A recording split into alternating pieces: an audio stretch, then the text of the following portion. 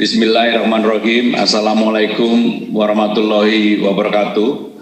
Yang kami hormati Bapak Presiden, Bapak Wakil Presiden, para peserta rapat terbatas percepatan peningkatan ekonomi desa.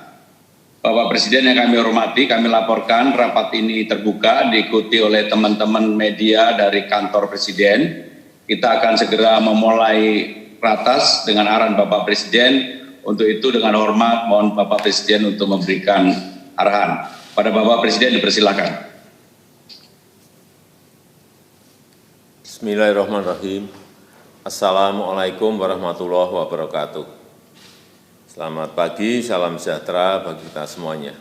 Yang saya hormati Bapak Wakil Presiden, Bapak Ibu Menteri yang saya hormati, rapat terbatas pada pagi hari ini kita akan diskusikan mengenai percepatan peningkatan ekonomi desa.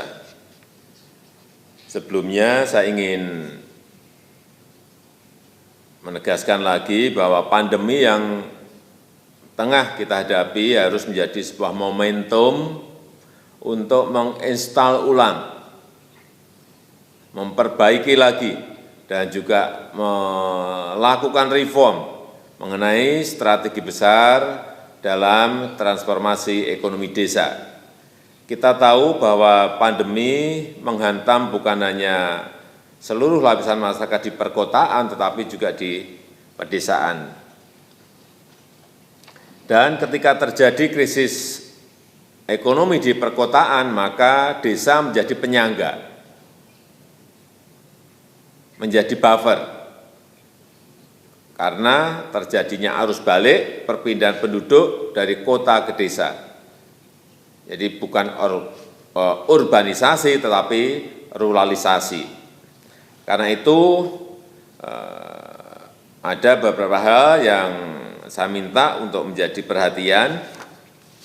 Yang pertama dalam jangka pendek, semua skema program yang berkaitan dengan jaring perlindungan sosial seperti PKH, Bansos Tunai, BLT Desa, betul-betul harus kita pastikan tepat sasaran dan berjalan efektif.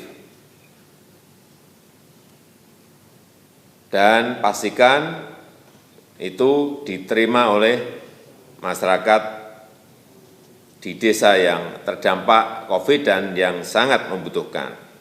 Begitu juga dengan pelaksanaan padat karya tunai yang ada di desa ini betul-betul harus dikawal sehingga bisa mengurangi beban masyarakat desa yang kehilangan pekerjaan, kesulitan mencari kerja, ataupun yang berasal dari keluarga yang tidak mampu di desa. Yang kedua, gunakan momentum saat ini untuk mengintegrasikan, mengkonsolidasikan program penanggulangan kemiskinan dan konsolidasikan dengan program peningkatan ekonomi desa. Jadi saya minta semua kementerian jangan membuat program sendiri-sendiri yang lepas-lepas, tidak terintegrasi, tidak terpadu. Sehingga outcome-nya, hasilnya tidak terlihat. Ini harus terintegrasi betul. Misalnya Kementerian Desa memastikan dana desa digunakan lebih produktif. Kementerian PUPR, penyediaan infrastruktur dasarnya. Kementerian Perhubungan, konektivitasnya.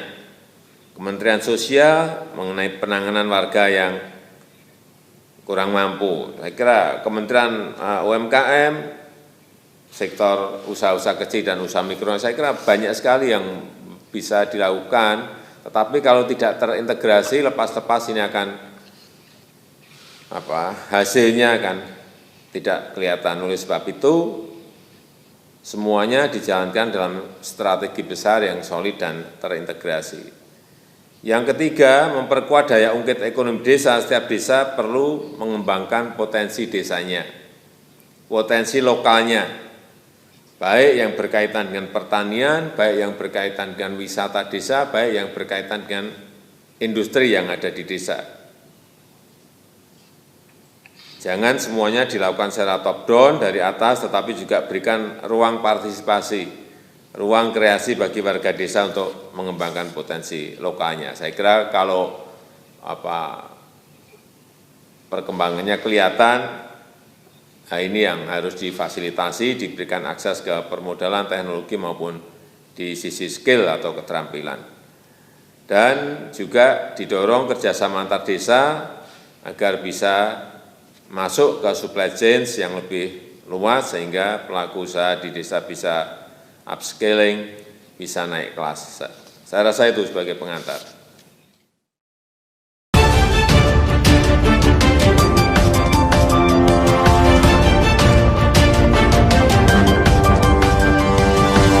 Indonesia.